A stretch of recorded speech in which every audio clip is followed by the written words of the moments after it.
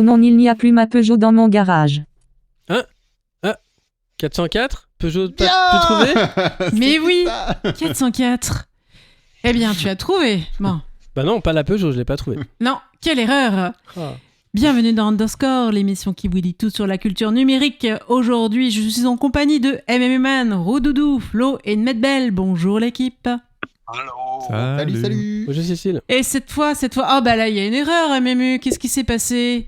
Bah c'est l'émission 404, donc on s'est dit on allait faire un petit tour sur le web et expliquer un peu c'est quoi cette erreur 404, machin, puis au passage expliquer un peu c'est quoi le web aussi. Ah oui, c'est pas Parce que mal. je crois qu'on en a jamais parlé en fait. Oh, Enfin vaguement, mais vaguement, bah j'ai oui. pas trouvé de sujet directement. Sur le web. Ah, on a parlé Voilà. du Wi-Fi. Ouais, bah on a parlé de plein de trucs, mais bon, Ouais. il y a encore du boulot quoi. Il y a encore du boulot. Voilà. Mais avant, on a aussi du boulot parce qu'on a aussi des erreurs partout avec les fails du mois. Des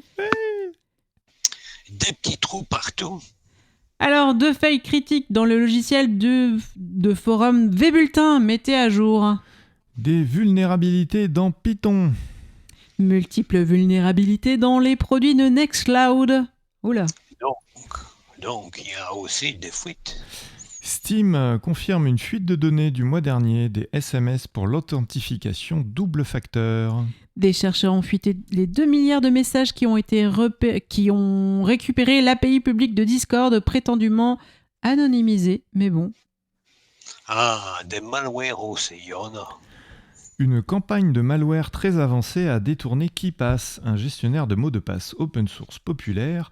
Une version piégée de KeePass était distribuée à des victimes pensant télécharger l'original à cause de publicité sur Google. Oh, tiens. Ah. Bref, téléchargeons les applications uniquement depuis les sites officiels. Eh ben, il y a de l'IA. Duolingo renonce à remplacer tous ses employés par des IA. Ah bon? Bah oui, parce Quoi que la dernière fois on avait dit qu'ils viraient tout le monde et puis finalement. Eh oui, quoi, ça fonctionne pas aussi bien que prévu? Ils prétendent nous embaucher à nouveau. Bon, c'est après avoir viré ses 4/5 des employés quand même. 5 millions d'euros d'amende contre une IA générative par la CNIL italienne. Adobe va faire payer bien plus cher les utilisateurs du continent américain pour financer son IA dont personne n'a besoin. Une entreprise d'IA londonienne financée par Microsoft s'est révélée être en fait juste 700 ingénieurs indiens planqués qui répondaient aux questions. Hop, banqueroute. Microsoft GitHub commence à spammer les projets open source avec des contributions ridicules pondues par Copilot. On leur envoie la facture du temps perdu? Ouais. D'ailleurs, ils ont activé Copilot sur leur propre dépôt de code, faisant tourner leurs employés en bourrique. Les pauvres doivent supplier Copilot de bosser pendant qu'un autre robot lui demande de signer l'accord de contribution. Même dans un film, on n'aurait pas osé. Et enfin, Google a lancé une démo d'IA qui nécessite de désactiver certains réglages de sécurité des navigateurs. Non? Les GAFAM, toujours les GAFAM. Google a empêché l'application Nextcloud pour Android d'avoir accès à tous les fichiers, ce qui est un peu nécessaire pour synchroniser des fichiers. Ils ont finalement fait marche arrière, on les comprend, c'est tentant de mettre du sable dans les rouages du concurrent. Google se prend une amende de 1,375 milliards de dollars aux USA pour avoir collecté la position de GPS des utilisateurs alors qu'ils avaient désactivé la fonctionnalité, d'avoir continué à collecter des données en mode incognito dans Chrome, avoir collecté des informations biométriques, empreintes vocales et reconnaissance faciale via Google Photos, Google Assistant et autres services. Ah ouais quand même. Bah oui, comme quoi. Et si vous voulez avoir plus d'infos sur Google, on en a parlé la semaine dernière. Et bah voilà. Après les iPhones et les Mac, Apple étend désormais son programme d'auto-réparation aux iPads. Le programme de libre service permet de commander des pièces telles que des écrans et des batteries et de les remplacer soi-même en suivant les instructions du fabricant américain. Oui, c'est toujours que pour des pièces inutiles et hors de prix. Meta, Facebook et compagnie. Et aussi Yandex, utilisez des trackers injectés dans des sites web pour se connecter depuis le navigateur de votre téléphone à leur application mobile qui écoutait sur le réseau en local afin de vous cibler en contournant les mesures de sécurité des navigateurs. Quand on vous dit de ne pas utiliser les applis, hein? Et ils insistent, Moi, il y a Facebook qui me dit toujours « Utilisez l'appli ». Ah, non. On se demande bien pourquoi. Microsoft a conservé à votre insu pendant des années des informations effacées dans Skype. Ah, Microsoft supprime l'API de recherche Bing et propose d'utiliser l'IA à la place.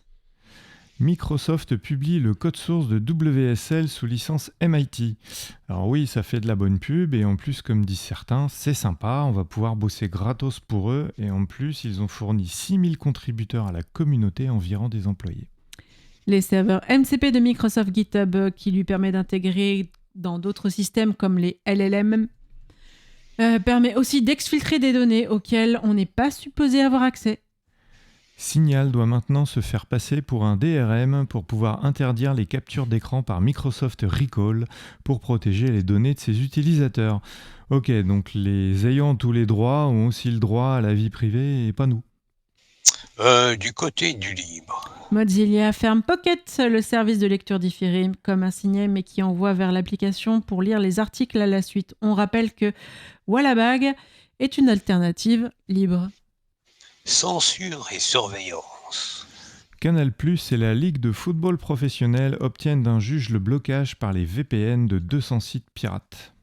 Christian Estrosi fustige la CNIL qui vient de désactiver la vidéosurveillance algorithmique à la VSA, identifiant les véhicules stationnant devant les écoles. L'expérimentation de la VSA autorisée pour les JO est en effet terminée, enfin en théorie.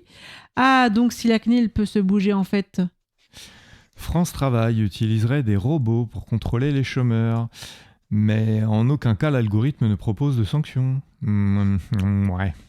Le Conseil d'État examine un recours déposé en 2023 contre l'application en France d'un règlement européen permettant à une autorité administrative d'ordonner le retrait dans l'heure d'un contenu qu'elle juge terroriste et d'imposer aux hébergeurs de mettre en place des mesures préventives.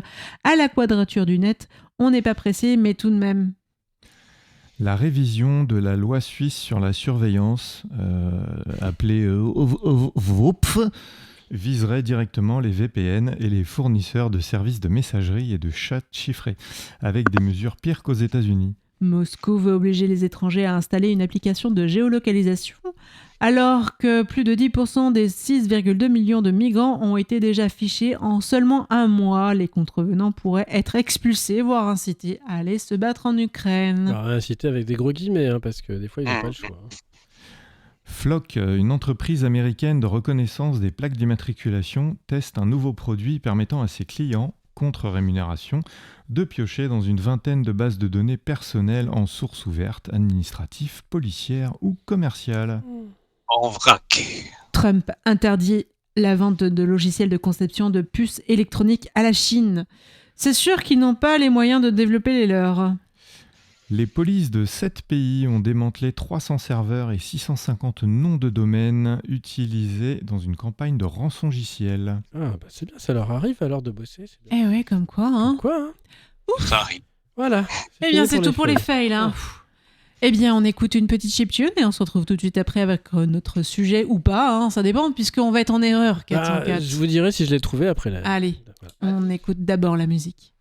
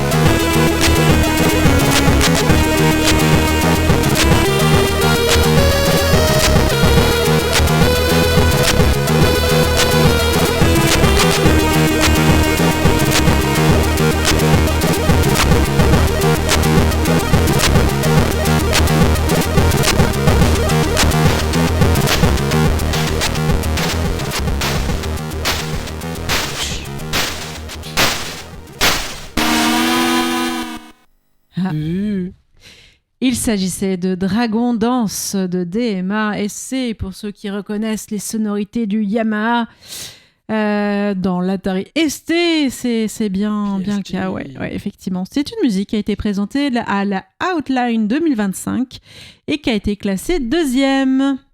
PSG. Ah non, c'est pas le même. Non. Et puis on salue DMA qui nous a fait cette musique. C'est ça. Eh bien, passons au sujet. Alors, est-ce que je l'ai trouvé d'abord, le sujet ? Et passons à l'erreur du jour. Ah oui, erreur 404. World Wide Web indisponible. Allez. À la semaine prochaine, alors. Eh ben voilà. Au revoir. Allez, salut. Non, alors, pour ce numéro 404, découvrons ce qu'est réellement le World Wide Web. En quoi c'est différent d'Internet ? Parce que non, ce n'est pas la même chose. Et donc, du coup, vous allez comprendre une blague à la fin, normalement, du sujet. Ah. Ouais. Eh oui. Si on la trouve. Et quelles sont les menaces auxquelles il fait face ? On va synthétiser, mais il y en a quelques-unes. Donc, c'est quoi le web d'abord ? Bah ouais. Eh ben ouais. Alors, avant le web, il y avait déjà Internet. Réseau de réseaux utilisant des couches protocolaires IP pour Internet Protocol, dérivé d'ARPANET, donc un projet de recherche militaire, tout ça. Et universitaire aussi. Et universitaire, en effet. Il n'y avait pas que des gens au garde à vous et tout, il y avait aussi des hippies défoncés.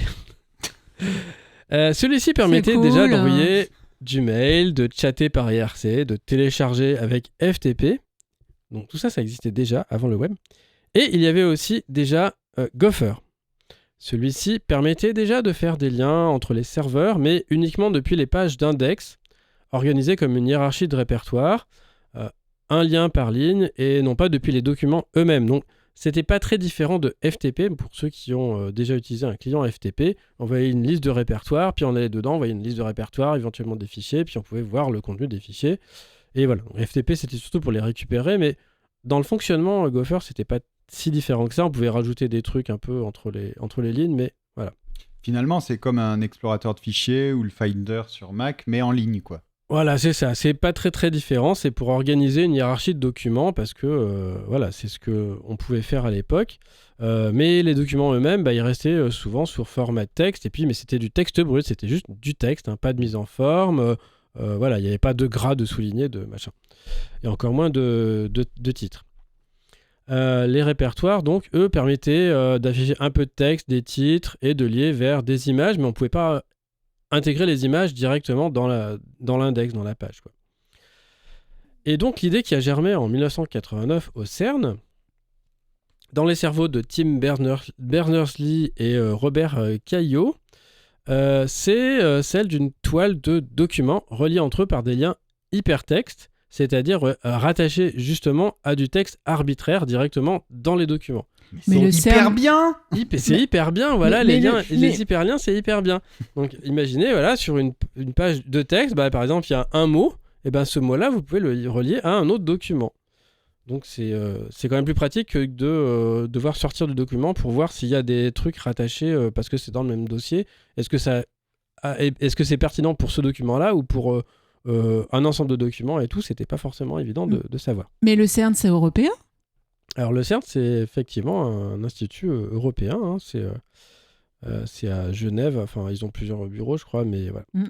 Et donc ils font de la recherche fondamentale et tout, mais pour organiser notamment leurs papiers, leurs recherches et tout, ils avaient besoin d'organiser plein de documents. Donc voilà, ça donne des besoins et ils essaient de combler ces besoins avec les moyens de l'époque. Donc pour cela, ils ont donc proposé plusieurs choses. Un format de description de documents, le fameux HTML pour Hypertext Markup Language, donc langage de balisage hypertexte. Le protocole HTTP pour récupérer ces documents depuis un serveur, donc ça c'est Hypertext Transfer Protocol, donc c'est pour transférer les documents hypertexte. Et enfin, et il ne faut pas oublier ce troisième point, une syntaxe pour uniformiser les adresses des documents, non seulement pour le protocole HTTP dont on vient de parler, mais aussi pour les autres existants à l'époque.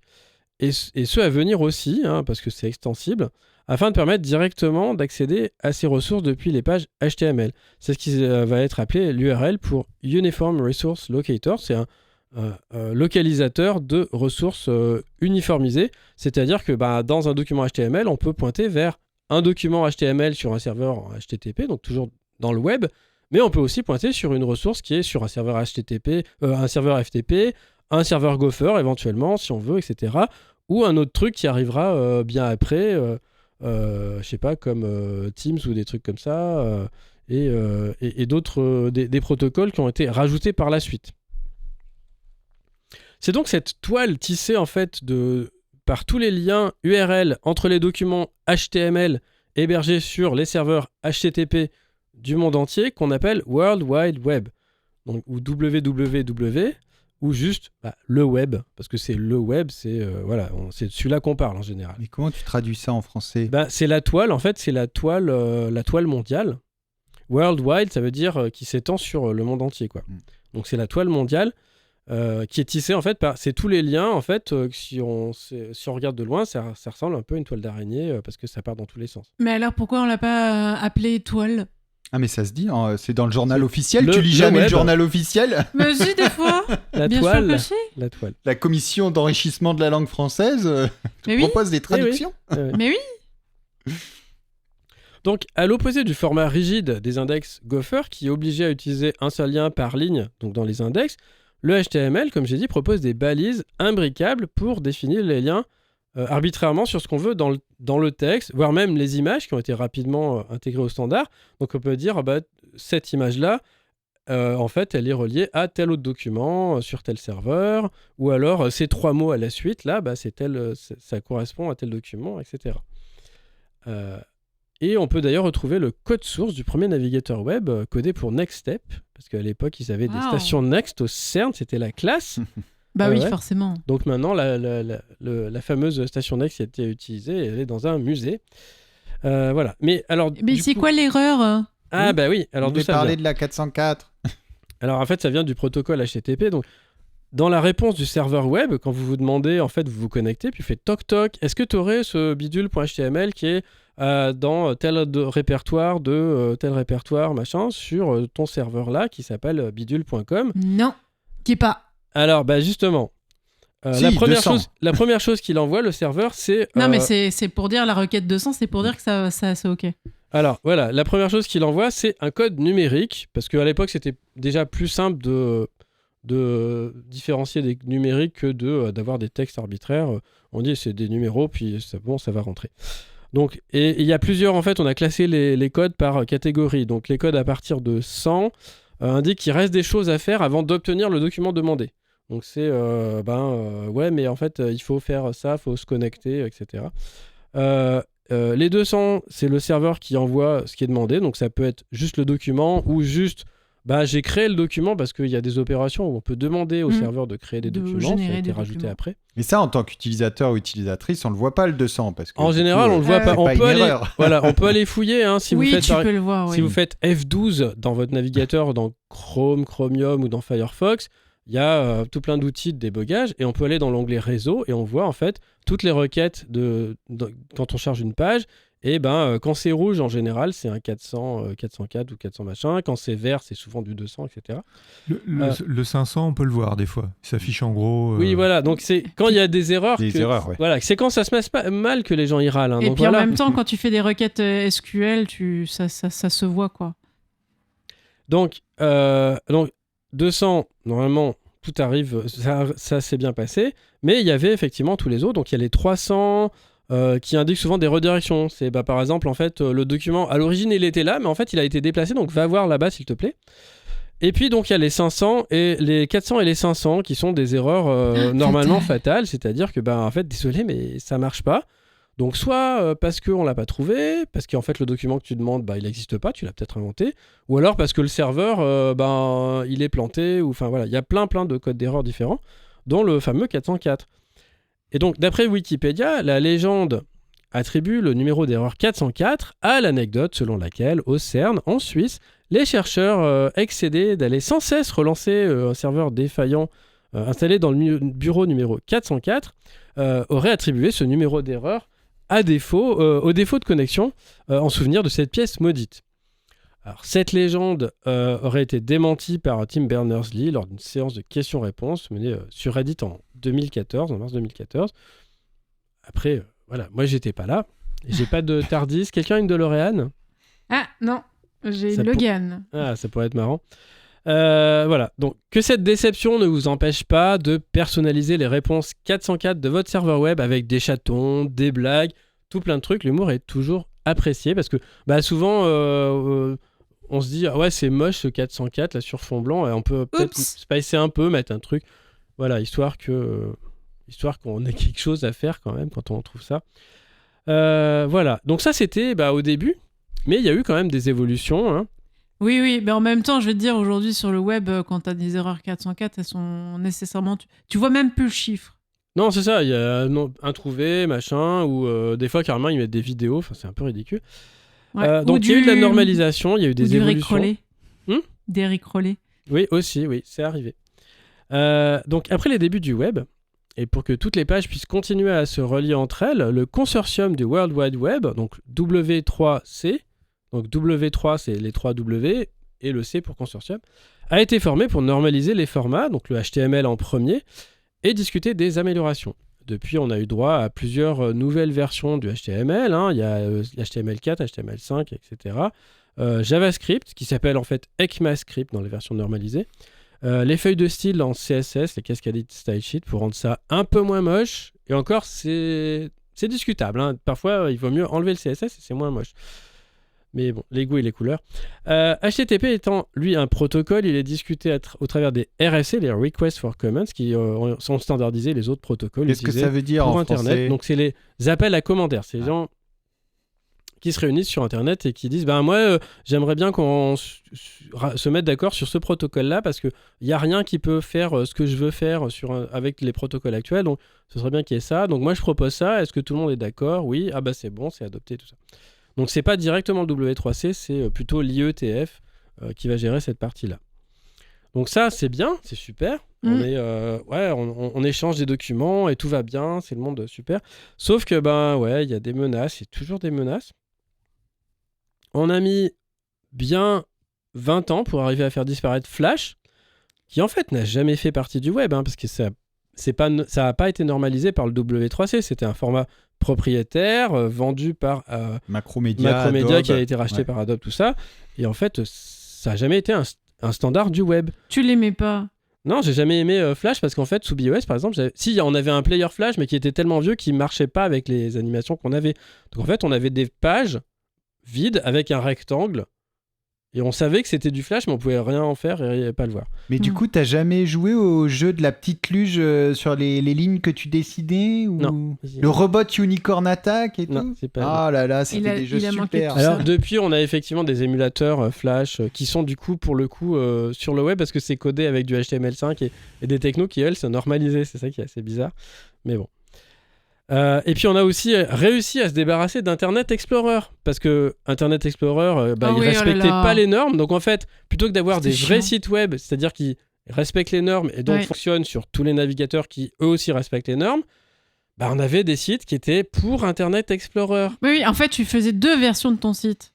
Voilà, parce que Internet Explorer à l'époque était tellement buggé qu'en fait, tu avais la version normale et tu avais des trucs pour détecter. Alors, si c'est un Internet Explorer 6, en fait, il faut balancer ça à la place parce que sinon, enfin voilà.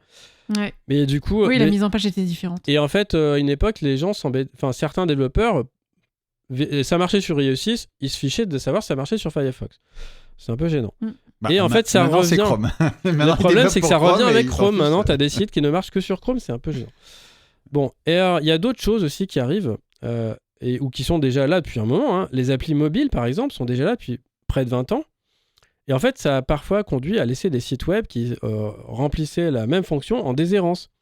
Les nouvelles fonctionnalités étant même développées en priorité sur l'application, alors que dans beaucoup de cas, en fait, un site web, c'est tout à fait aussi utilisable, avec l'avantage de ne pas pomper votre carnet d'adresses. Mais c'est sûr que c'est moins intéressant pour ceux qui en veulent à vos données. Et ça rapporte moins de développer un site web que de vendre une appli aux décideurs pressés. On va avoir notre appli. Ouais, mais on s'en fiche, un site web, ça fait le job. Mais voilà, c'est comme les politiques qui préfèrent inaugurer des nouveaux ponts que de réparer un pont existant. Parce qu'on ne peut pas les voir en photo et ouais, on a lancé notre appli, machin.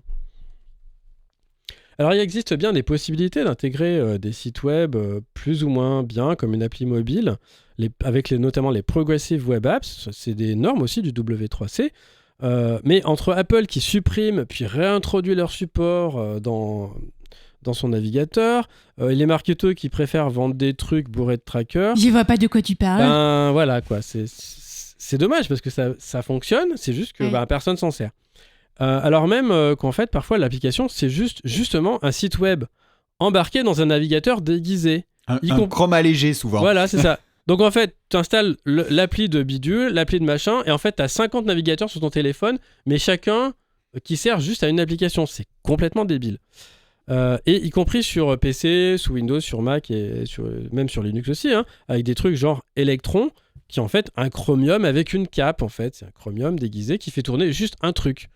Donc en fait, tu te retrouves avec 4 fois Chrome chargé en mémoire. C'est pas étonnant si ça rame. Hein.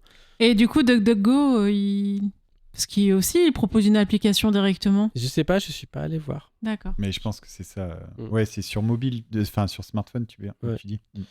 Alors Google est arrivé, on en parlait la semaine dernière, en rendant obsolètes les autres moteurs de recherche. 91%, même plus. Voilà.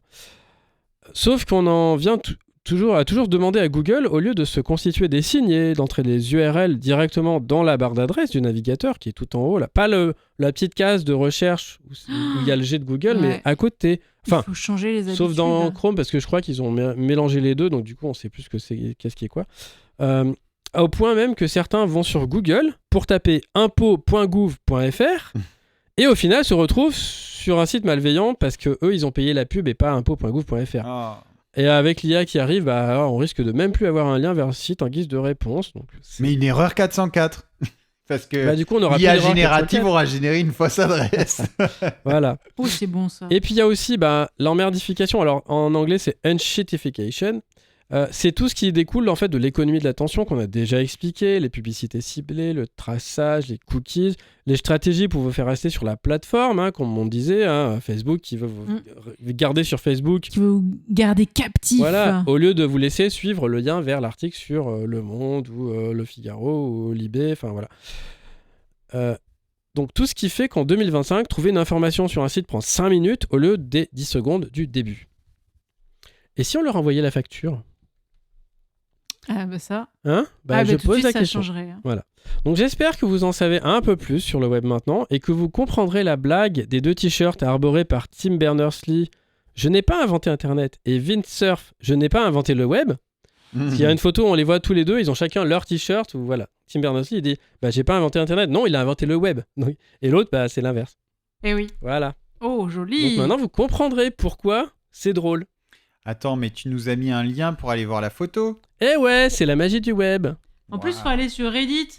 Voilà, donc vous pouvez aller sur underscore.radio.fm, notre blog, pour consulter la page du podcast. Et depuis, vous pouvez cliquer sur le lien qui vous amènera sur un autre site. Ah. C'est la magie du web.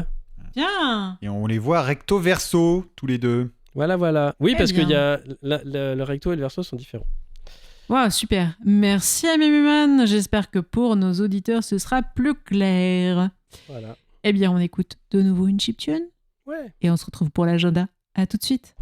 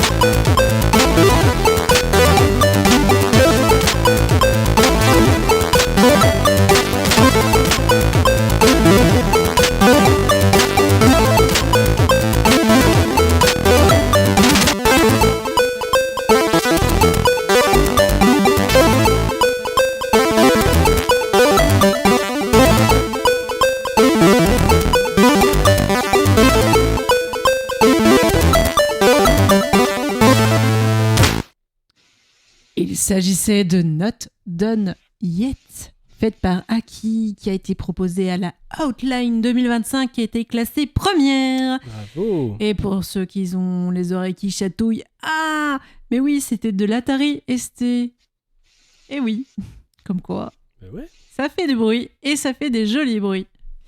Passons à l'agenda. Les journées Wikimédia. Les journées Wikimédia Culture et Numérique ont pour vocation de réunir les institutions culturelles sensibilisées au rôle des projets Wikimédia dans leur stratégie numérique. C'est sur inscription les 16 et 17 juin. Institut national d'histoire de l'art, c'est aussi un sigle INHA. C'est aux 2 rue Vivienne à Paris. Install party plus rencontre Fairphone. Tremblay, Fairphone, par bénévoles de la guilde. Vous en avez assez d'être dépendant des OS et logiciels propriétaires. Google, Android, cet atelier est pour vous. Repartez à la fin de la soirée avec votre propre machine fonctionnant sous un nouveau système d'exploitation. Correctement installé, configuré et agrémenté de nombreux logiciels, essentiellement libres. C'est aussi l'occasion pour les utilisateurs du Fairphone de partager leur expérience. Ce mois-ci, des Fairbuds seront disponibles pour démonstration. Merci de sauvegarder vos données si vous apportez votre machine. Ouais. C'est le mardi 17 juin, la turbine 5 Esplanade, André Ferc, 38 000 Grenoble, entrée sur le côté du bâtiment. Ouais, Fairbuds, c'est les écouteurs sans fil du Fairphone. Soirée LAN Party Rétro par Retro Fun Computing, jeux libres et tournois. C'est 2€ sur inscription, vendredi 20 juin de 19h à 22h30 à la MJC Guilherand-Grange, allée du 22 janvier 1963 à Guilherand-Grange du coup. Formation, comprendre et déployer le protocole IPv6. Maintenir IPv4 est de plus en plus coûteux, acquisition, maintenance, temps, sécurité.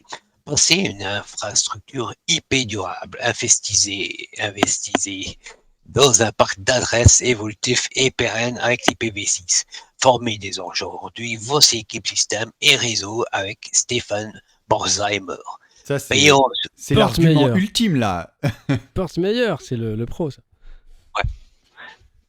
Payant sur inscription, prochaine date disponible, 23 et 24 juin, et le 4 et 5 décembre en ligne. Et voilà, c'est tout pour l'agenda. Mais oui, alors des liens, qu'est-ce que tu nous as trouvé pour nous occuper, Mému ? Qu'est-ce que j'ai trouvé ? L'Observatoire de la surveillance en démocratie de l'Université de Bordeaux lance un projet de recherche universitaire au sujet du contrôle des allocataires de la CAF, on en parle pas mal, notamment avec les actus de la Quadrature du Net, leurs effets et leurs suites, et recherche des témoignages. Voilà, donc si vous êtes allocataire de la CAF et que vous avez envie de témoigner, c'est une possibilité. Un petit peu d'open data, tiens, pour changer. Nouvelle version du site Complète tes commerces, qui détecte automatiquement les commerces fermés dans OpenStreetMap, en France, ville par ville. Donc en ajoutant les sirettes et d'autres infos concernant les commerces, il se charge lui ensuite de surveiller les fermetures qui sont déclarées au registre du commerce. Donc, par exemple, pour éviter, comme ça m'est arrivé, de se prendre une averse pour au final se retrouver devant porte clos puisque ça faisait 6 mois que le magasin était fermé. Et enfin, Wikilibriste une liste d'articles et de tutoriels pour accompagner toute personne souhaitant améliorer son environnement numérique et tendre vers sa libération numérique. Émancipez-vous. Voilà, donc ça parle de logiciels libres. Et vous retrouvez tous les liens sur notre blog underscore.radio.fm. Eh oui. Astrologique, frottons cette boule. Sysadmin. Non, il tourne très bien le serveur web. Technobéa. Pour goûter, on m'a proposé des galettes. C'est un peu sec, les DVD à manger. Nerd. Si c'est un 404, c'est un 0 en fait. Demo Maker. Ah, mais en fait, j'avais une prod pour la VIP. Non, il n'y a pas eu de démo party. C'était la very importante pote. Ouais, j'ai raté en plus, j'avais d'autres trucs, c'est dommage. Microsoft. Coucou les potes. Microsoft, c'est copilote qui débarque sur un projet et... fin de la blague. Webmestre, pensez à vérifier les permissions de vos fichiers. À cause de vous, on va en faire un sujet. Non, on a dû faire un sujet. Bah oui, 404, c'est qu'on l'a pas trouvé, mais en fait, peut-être qu'il était là, le fichier. Mais oui, Eh. mais ils l'ont déplacé. Voilà. Et Bon. ils n'ont pas rangé. Voilà. C'était pas ordonné. Bon, bah du coup, on vous retrouve pour la 405 alors. Eh oui, finalement, la Peugeot. On met le turbo. Même. Non, ça c'est la mobilette. ça. Sauf les pneus. Ouais, voilà. Eh bien, amis auditeurs, merci de nous avoir écoutés jusqu'au bout de cette émission. L'émission est enregistrée dans les studios de Radio Méga et donc c'était Underscore que vous pourrez retrouver sur Radio Méga ou Cactus, tout dépend de là où vous nous écoutez. Et pour retrouver tous les liens sur underscore.radio.fm, également les podcasts des émissions précédentes. Et la semaine prochaine, on se retrouve à la même heure pour une émission sur un chanteur, un rappeur, et qui s'appelle Moi je m'appelle. Ah, on sait Qui pas. s'appelle Qui s'appelle Orio? C'est Non. une chanteuse. Il Amy. s'appelle C'est Amy. Mais non, Ah, c'est c'est pas lui. un Il y chanteur. a eu des Emmy Awards. Amy Winem. Non, c'est Amy Winehouse. Non, c'est pas ça. Non, pas du tout. Non. Mettre Eh ben, un indice. un indice. Alors, may I have my attention, please? Voilà, c'est tout ce que je peux dire. Impeccable. Eh bien, amis auditeurs, À très vite pour la réponse. à la semaine prochaine. Bye bye. Bye. Ciao. Bye. Bonjour Emmanuel, bonjour Loulou, bonjour Nadège, bonjour Flo. Hello.